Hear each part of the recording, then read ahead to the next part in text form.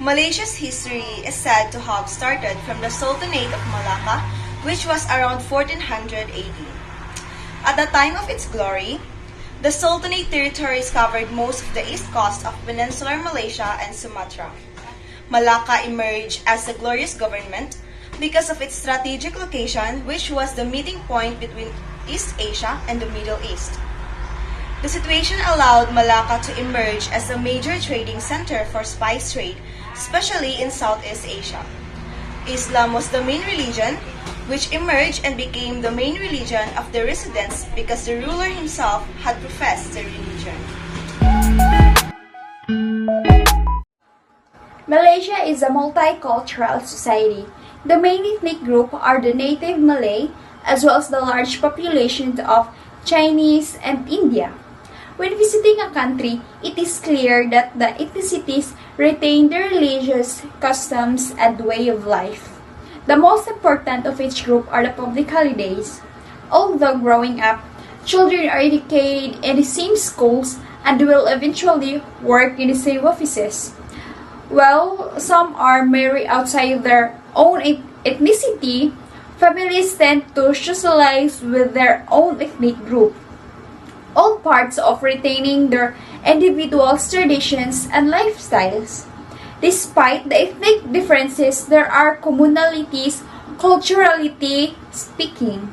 What is unique about Malaysia's culture? Unique to Malaysia is the open house concept, where the various cultural and religious festivals, such as Chinese New Year, Hari Raya Puasa, Deepavali, and also the Christmas.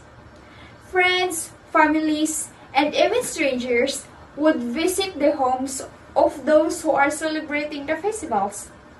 The reason why is to wish them and enjoy the fest. These are 5 interesting Malay customs and traditions that you should know. Number 1 is the children of a Malay household are strictly bound by a custom to look upon their parents with respect and obedience. Following Islamic practices, the Malay attend Friday prayers at a nearby mosque around noon.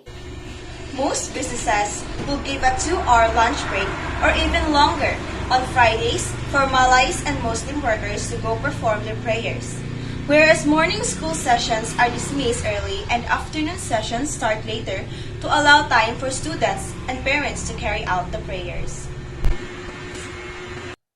The traditional Malay dressing is quite conservative, as per the laws of Islam. The Malay formal dress for men is the bahu melayu, loose, long-sleeve shirt which is worn over a pair of trousers. A white cap known as kupiya is worn while going to the mosque for prayers.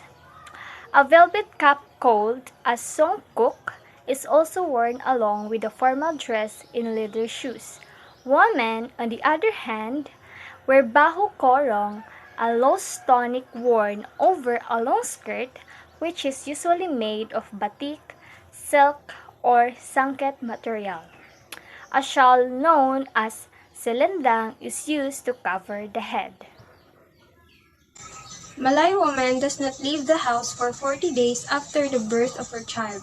At the end of this period, a ceremony called bercukur is conducted where the child's head is shaved. Traditionally, Malay houses in the villages kampong are constructed of wood, what is called timber, and palm leaves, what is called atap.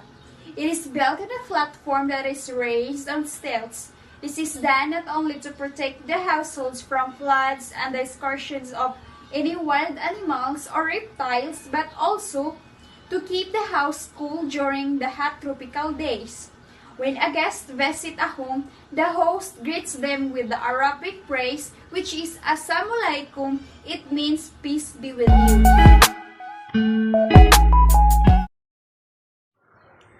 What is the representation of Wau in Malaysia? The Wau is uniquely Malaysian cultural icon. These traditional Malaysian kites are this country's cultural emblem and a cultural treasure, and even Malaysian's airline's logo. To watch them fly is befitting of a spectacle, but to witness the making of a wow is quite another privilege. What is the purpose of Wau kite in Malaysia? The sound made by the kites lulled their children to sleep so they could work with little interruption. Another popular belief is that coastal inhabitants once employed fishing kites made from palm trees and fitted with a line and hook to catch fish. The Wau Bulan is one of the famous traditional kites in Malaysia. There's also a song dedicated to it, and Wau Bulan also symbolizes Malaysia. Wau Bulan normally designed as are flowers and vines, which signifies flowers as women and vines as men. And if the flowers are in bad form, it symbolizes young women.